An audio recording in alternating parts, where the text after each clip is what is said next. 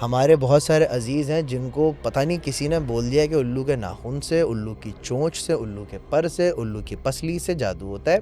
वहां पर देखा कि कोई टर्की जो है, जो बर्ड है जी जी। वो औंधा पड़ा हुआ था, मतलब उसके पैर ऊपर की तरफ थे, आसमान की तरफ। तो खैर उसके पंजों से उसको पकड़ के फेंक दिया।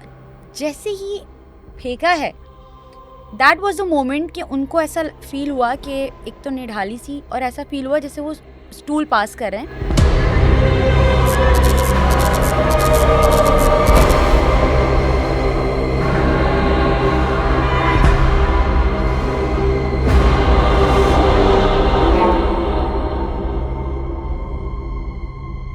मैं एनिमल रिलेटेड कंटेंट बहुत अरसे से बना रहा हूँ, बचपन से ही बना रहा हूँ एक तरह से। तो लाइक जानवरों से मेरा बड़ा लगाव है।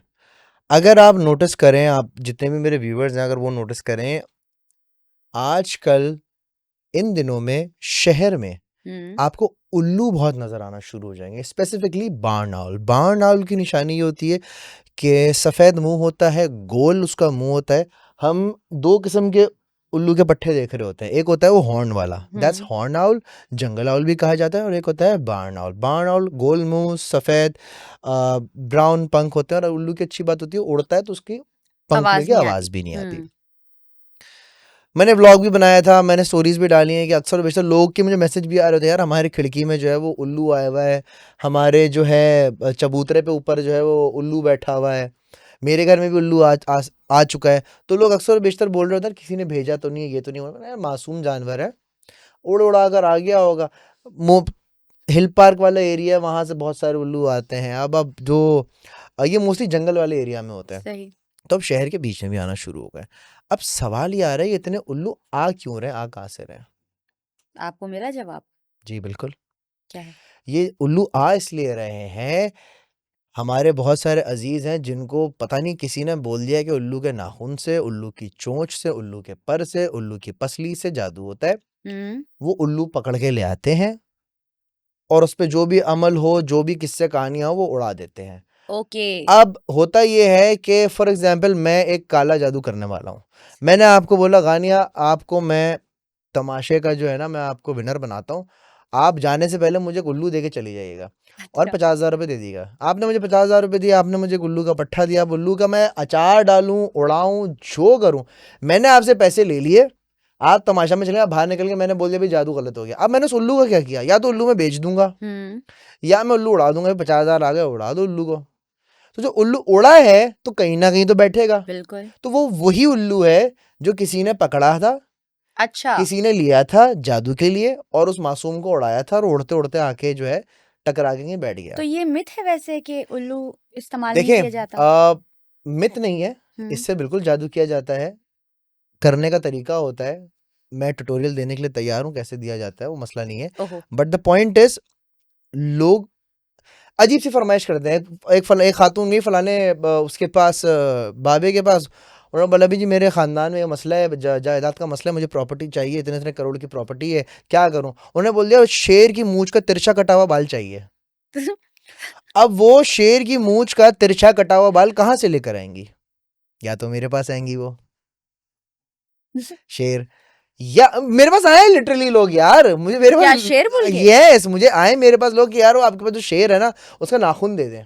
क्यों? लॉकेट बनाना है, दांत दे दें, उफ। बाल दे दें। मेरे पास वाकई में बहुत जेन्युइनली लोग आए। मैंने बोला यार, मैंने कहा चल दफा हो यहाँ से, भाग यहाँ से, शेर का नाखून बाल दे दे। अब होता क्या है, आप तो लेकर नहीं आ सकती शेर की मूंछ का तिरछा कटा हुआ बाल, तिरछा तिरछा तिरछा तो बिल्कुल। तिरछा जरूरी है। अच्छा। अब मैंने क्या कहा, आप अलाइनमेंट बहुत जरूरी। या अब मैंने आपको कहा कि आप एक काम कीजिए गानिया, 50,000 रुपये दे दें। हम्म। 50,000 रुपये जोर ज्यादा होता है वैसे, आप मुझे 50,000 रुपये दे दे, मैं शेर की मूंछ का तिरछा कटा हुआ बाल लेकर आ जाऊंगा। आपने बोला "हाँ, ठीक है यार, ये ले लो"। 50,000 रुपये आ गए, मैंने अब आपके साथ वही किया जो मैंने उल्लू के पट्टे के साथ किया था। सही है। सो इस किस्म की अन अनरियलिस्टिक चीजों का जो है ना वो किया जाता है, तालबा कि आप ये लेकर आज हम ये कर देंगे, वो कर देंगे, लेकिन सारी बकवास बात होती है। जादू में कुछ नहीं रखा यार, सिर्फ नुकसान होता है। तो इसका एक मुझे जादू वाला ही किस्सा मुझे याद आया, क्योंकि हम वैसे तो, मेरे साथ हॉन्टेड स्टोरीज भी हैं काफ़ी, लेकिन हम क्योंकि अभी जादू का जिक्र करें तो मैं ये बताना चाहूँगी। अगेन, मेरे भाई के बेसिकली दोस्त हैं, उनके साथ हुआ था और ये रियल वाक़या है कि आपका जादू या आपकी वो एक कह लें हसद इतनी जानलेवा हो सकती है किसी इंसान के लिए, क्योंकि ऑफ कोर्स अगर कोई कर रहा है तो वो कर ही इस वजह से रहा है कि यार ये बंदा जान से जाए, ठीक है, या नुकसान हो उसको। एनीवेज, तो उनके घर के बाहर कोई क्यारी या कुछ एक लॉन टाइप का एरिया था, वहाँ पे गार्डनर भी आया हुआ था और सारी चीज़ें हो रही थी, सफाई हो रही थी और दोबारा उसको ठीक कर रहे थे। तो जब खुदाई हुई वहाँ पर देखा कि कोई टर्की जो है, जो बर्ड है जी जी वो औंधा पड़ा हुआ था, मतलब उसके पैर ऊपर की तरफ थे, आसमान की तरफ। खैर उन्होंने कहा यार ये क्या है, गार्डनर से कहा यार इसको पकड़ो और हटा दो, क्या मतलब क्या करना है इसका। टर्की तो बहुत इतना बड़ा होता है यस, वो बहुत मतलब मुर्गे से भी बहुत बड़े साइज में ओके होता है। तो खैर उसके पंजों से उसको पकड़ के फेंक दिया। जैसे ही फेंका है, दैट वाज द मोमेंट कि उनको ऐसा फील हुआ कि एक तो निढाली सी, और ऐसा फील हुआ जैसे वो स्टूल पास कर रहे हैं। ही रैन टू द वॉशरूम और जाके देखते हैं कि जैसे किसी ने नल खोल दिया हो ब्लड का।